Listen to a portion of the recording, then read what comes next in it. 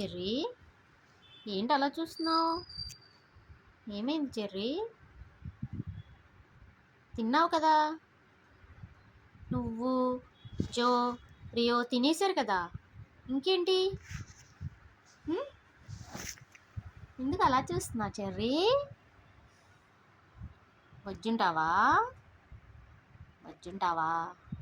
నిద్ర వస్తుందమ్మా నీకు? ఎక్కడ బొజ్జుంటావు? పైకి వెళ్దామా?